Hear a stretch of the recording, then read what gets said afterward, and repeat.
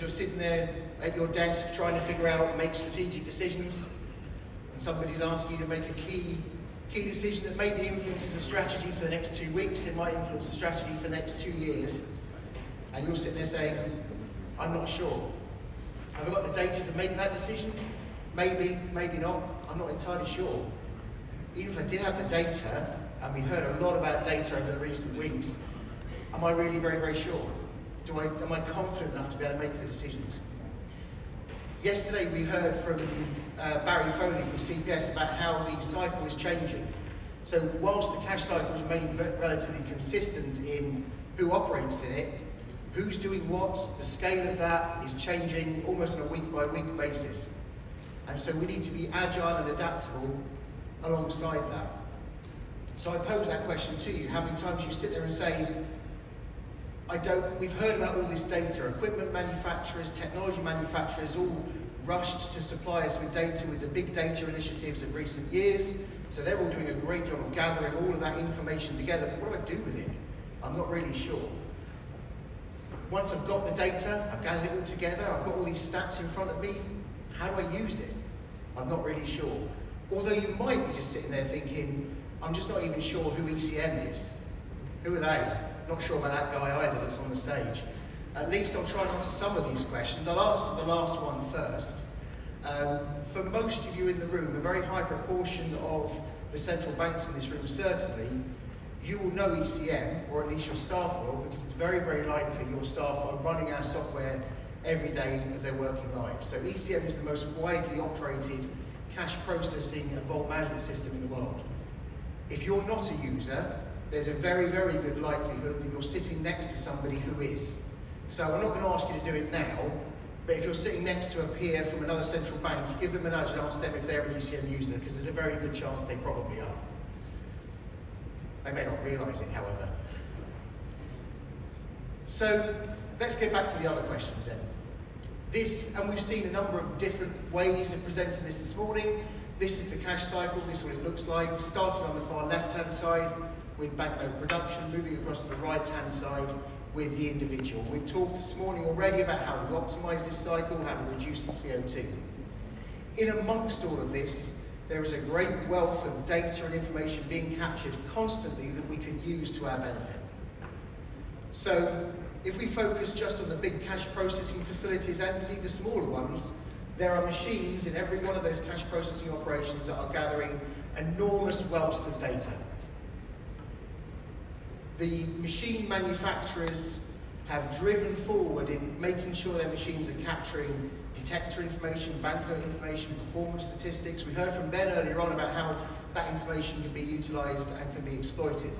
One of the jobs at ECM is to make sure that you can get access to the data and you can make use of that data, to give you oversight of what's going on in the machine operation. So we have a tool within our product suite called Centralised Control.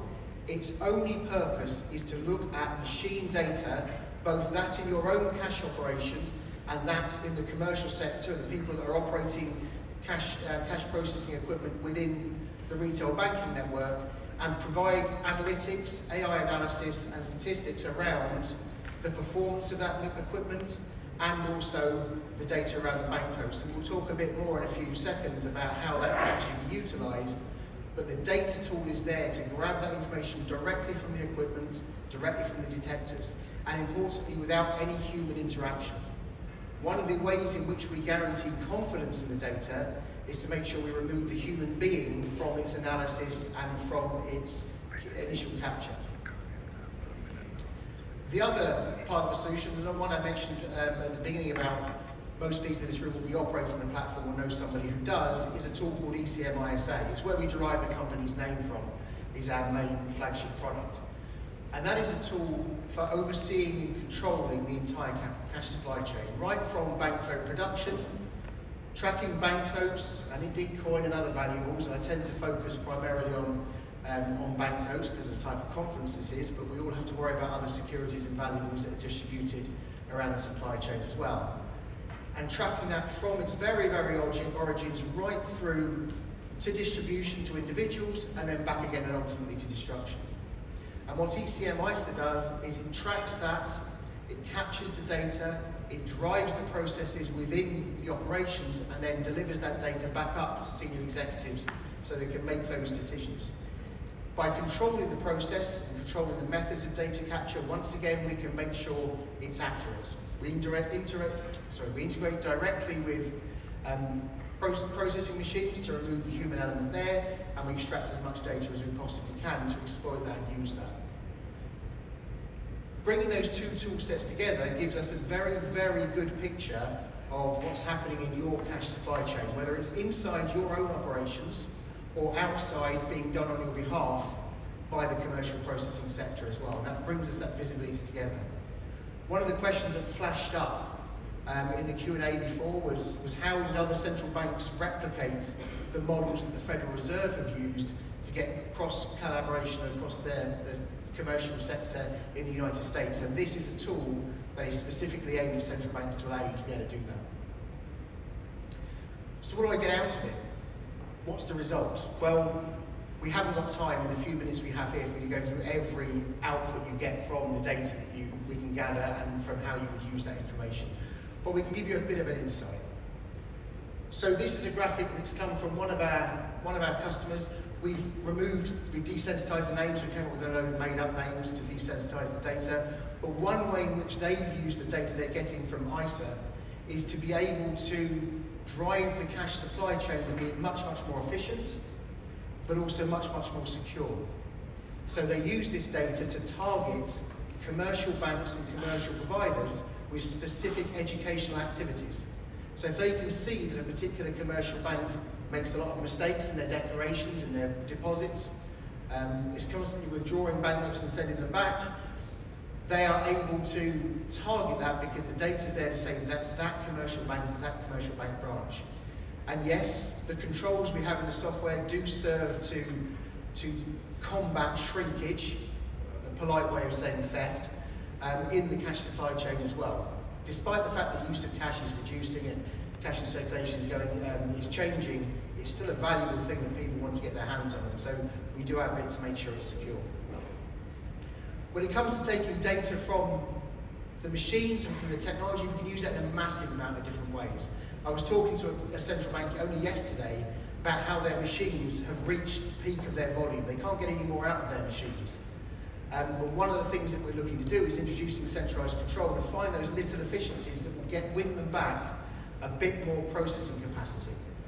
Because machines are expensive assets, and we need to make sure we use them as efficiently as possible. But without the data, you can't drive it. So one of the things we're doing with the toolset is making sure that we're driving that forward and we're getting the efficiencies. But there's other data in there as well. Because we go direct to the sensors and direct to the data, we're able to draw that information back and determine things like we see on the screen here.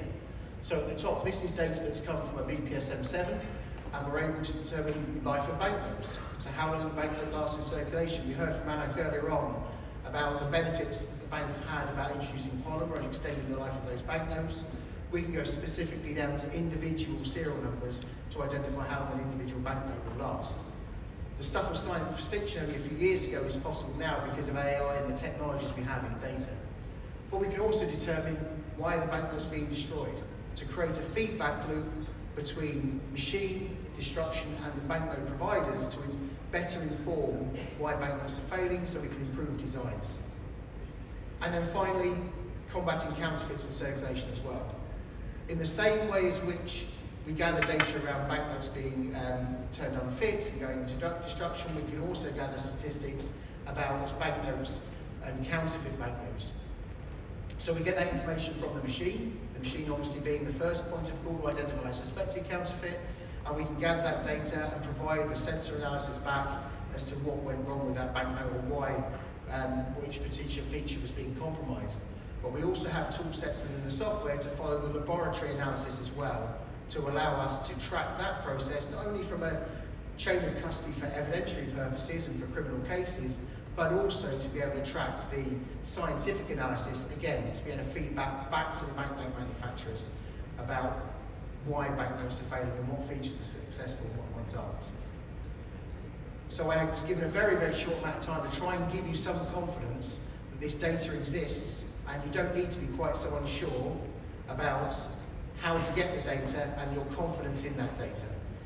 If you're still unsure, either because I haven't convinced you who ECM is or because you've got questions of your own, then we're still in the exhibition hall. We're there until this afternoon, so please don't be shy. Come up and talk to us. We're all very, very friendly guys. We've all got a happy smile on the face, just like me, and we'll be delighted to share more with you. Thank you very much.